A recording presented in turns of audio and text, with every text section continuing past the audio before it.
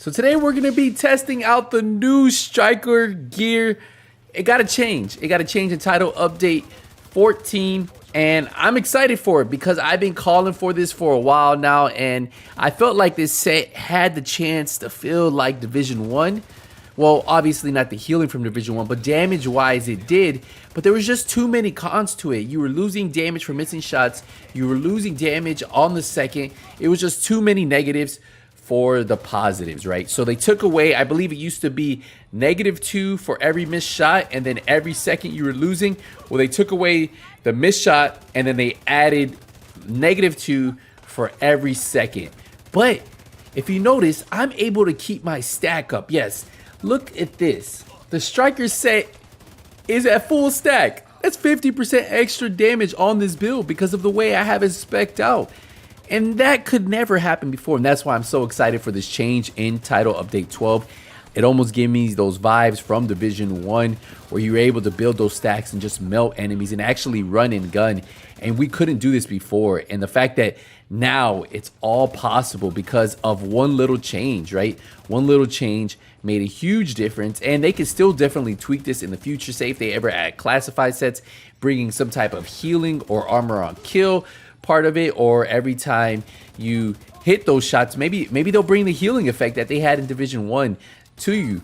And there could be a lot of different things they could do to this in the future, but this small change really has brought back the memories, brought back the love for striker, and I've been waiting for it. And don't worry, we'll have the full breakdown on how I have this build spec'd out. I think a lot of you guys are going to enjoy this if you play it the way I played it. As you guys saw, we never pulled out a shield, and you guys knew for the longest, right, we had to run shields to almost run any build to really be effective, and no shield was needed because of the way I was actually playing this. You actually play this using your cover, using your DPS, and just shredding enemies. So I'm very excited that we finally have a striker battle gear set that we truly deserve, at least somewhat what we truly deserve, and hopefully in the future it just gets better. And I'm glad they realized that this set was so underperforming that it just wasn't worth it at all, even with running the chest piece or even with running the backpack.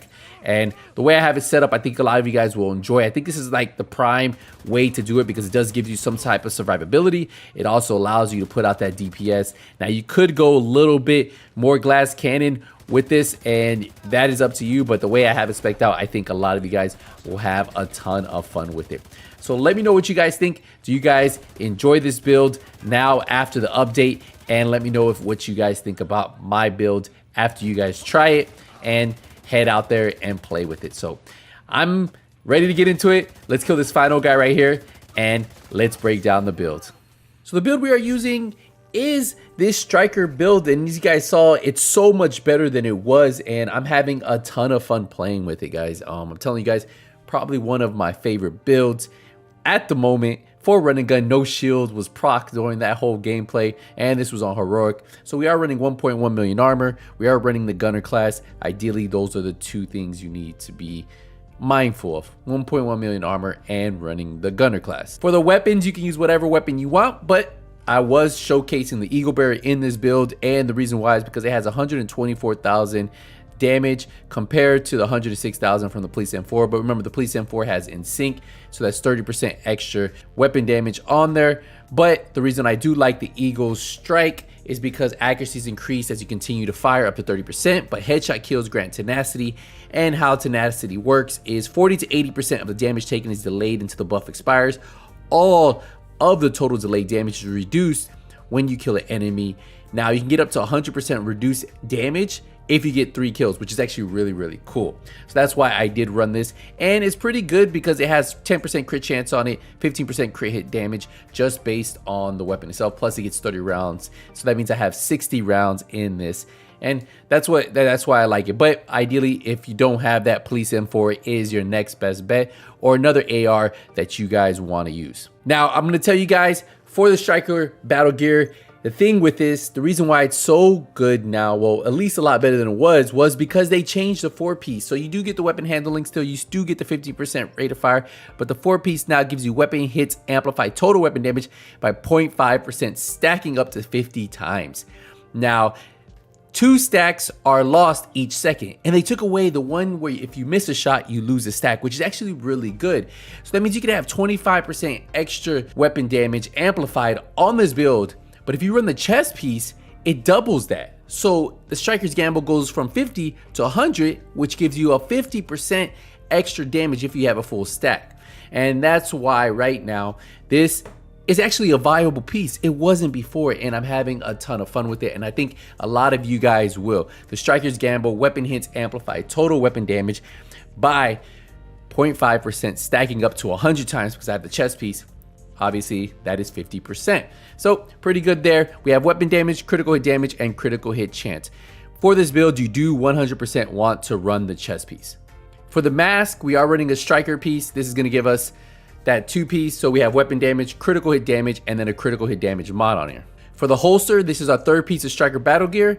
And on this piece, I decided to go with armor, and then I did roll crit hit chance, so that way I can get closer to that 50% crit hit chance that I like to have typically on all of my DPS builds. And then the 4th piece of striker battle gear will be on the gloves, and you'll see why in a second. If you guys don't have the gloves, you can also put this on the holster and then swap those 2 out. We have weapon damage, critical hit damage on here. Now for the holster, I am running a Grupo Sombra holster for the 15% critical hit damage, plus we have weapon damage, crit chance, crit damage, and ideally, since we have so much amplified weapon damage, we could put some crit chance, crit damage on there and have weapon damage, base weapon damage. We're gonna hit pretty hard, and that's why it works really good with the Eagle Bearer. And then ideally, the Memento backpack, my favorite build to run, or favorite piece to run a lot of my builds. If you guys don't have with this, you could actually swap this out for a Cheska backpack or any other piece that you think could go there. We have weapon damage, armor, skill tier, critical hit chance on here, and then kill confirmed. You guys saw the gameplay, I had a full stack of 30% weapon damage, and that's why I was just melting.